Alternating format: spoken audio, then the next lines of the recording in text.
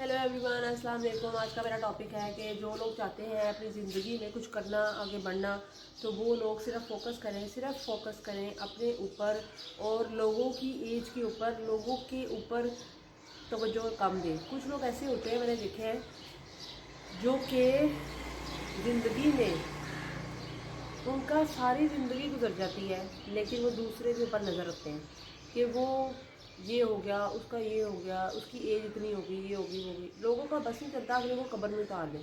तो ज़िंदगी में अगर आप चाहते हैं कि आप आगे बढ़ें या लाइफ में कुछ अच्छा करें, तो कभी भी लोगों की बातों पे ना ध्यान दें, ना फोकस करें और अपना टाइम को कीमती जानें।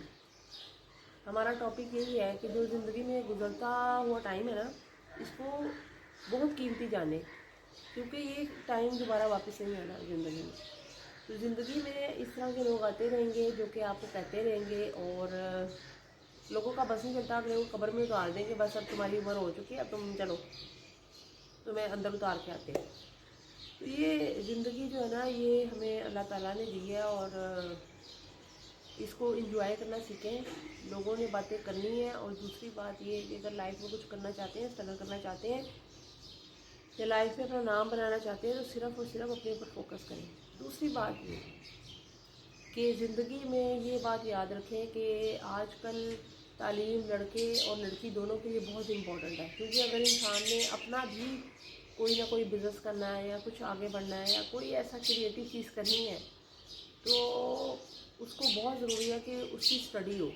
अगर उस बंदे या बंदी की या बच्चे या बच्ची की स्टडी नहीं है, तो वो आगे लाइफ में नहीं बढ़ सकता। आगे लाइफ में सब कुछ करें, मैं कहती हूँ चाहे लड़का हो या लड़की, उसे लाइफ में आगे बढ़ने के लिए सब कुछ करना चाहिए। मतलब ये कि स्टडी भी वो करें, यानी कि लड़कियाँ जो है ना वो भी स्टडी करें और लड़के भी स्टडी करें, क्योंकि लड़के को ताकि दहेज मांगने की ज़रूरत ना पड़े और लड़की को दहेज देने की ज़रूरत ना पड़े। वो इतनी पढ़ी लिखी हो कि जाके अपना कमा सके और लड़का भी इतना पढ़ा लिखा हो कि जाके अपनी कोई अच्छी जॉब कर सके। तो इस तरह से चांसेस कम हो जाते हैं कि जो है ना एक दूसरे को छोड़ने की, ठीक है ना। उसमें फिर एक ही बात हो सकती है कि अगर लड़के का दिमाग ख़राब हो गया या लड़की का, लेकिन चांसेस कम हो जाते हैं क्योंकि आजकल महंगाई बहुत है। तो इससे ये होता है कि दोनों जगह पे बैलेंस हो जाता है। और दूसरी बात ये नहीं, तीसरी बात ये कि अगर आप अपनी ज़िंदगी में लंबी ज़िंदगी जीना चाहते हैं, तो ये बात याद रखें कि लंबी ज़िंदगी जीने का यही रूल है कि आपने अपनी ज़िंदगी में चाहे कुछ भी हो जाए, कोई भी चीज़ हो जाए, टेंशन नहीं लेनी।